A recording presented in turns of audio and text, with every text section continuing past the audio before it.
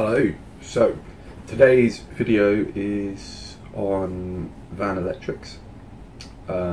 It's the first one, there's going to be lots on electrics, but yeah, this is the first step really, a bit of planning and running all the electric cables for all of my appliances. So I hope you find this video useful.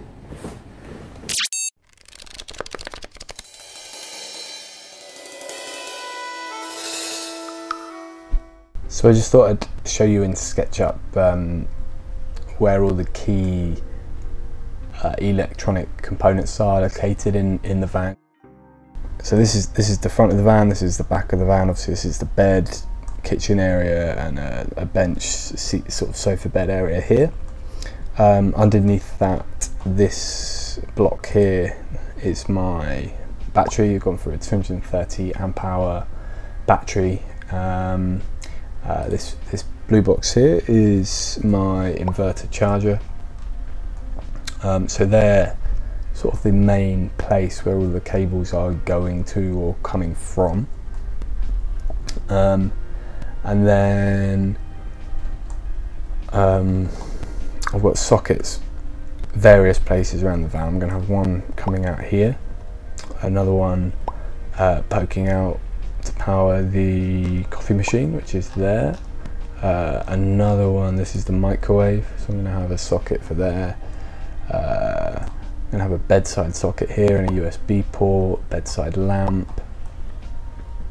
I'm going to have wiring here for an outdoor socket, some LEDs just illuminating the garage space. I'm going to have some external lights on the van, so I'll have cables running up here to LEDs which will light sort of the outside of the van, outside the rear doors, and again on the side door, so I'll have cables running for that. In the kitchen area, I'm also going to have a light mounted on the wall here, shining down on the cooking area, as well as wiring for an extractor fan above the stove top here.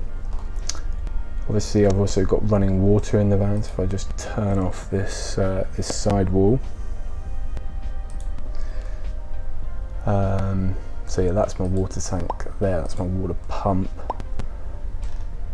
So I'll have power running to the water pump, as well as ignition power for my water heater, my gas heater.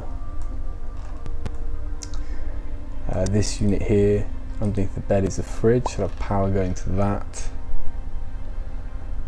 I think they're the main bits really. Now, one of the first things that I did was just sit down and really plan out how I was going to do the electrics in the van. Now, if you're anything like me, it's anything electrical is a bit daunting. So just sat down with my dad, he's a bit of an expert, and just really talked me through what you can and can't do. I started off by separating the items and appliances that require 240 volt AC from the items that require 12 volt DC.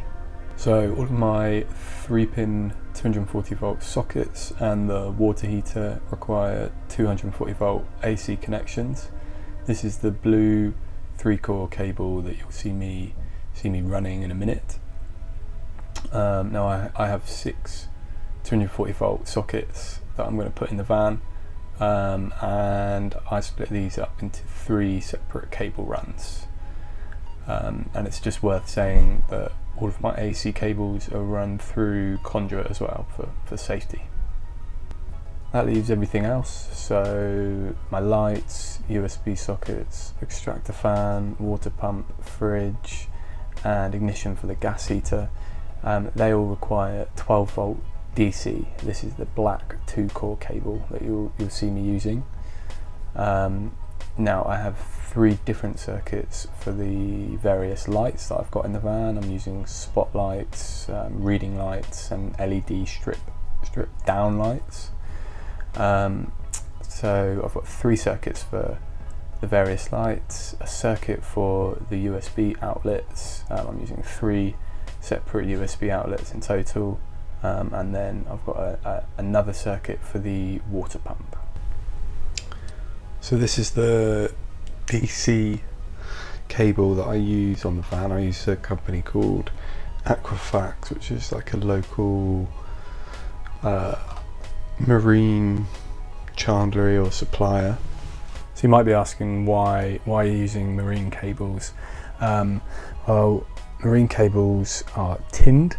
That basically means they're more resistant to corrosion compared with standard, just your standard copper cables. And I'm using a combination of cables rated for my smaller consumption items at 16.5 amps and the larger consumption items, so the water pump at a larger cable which is rated to 25 amps.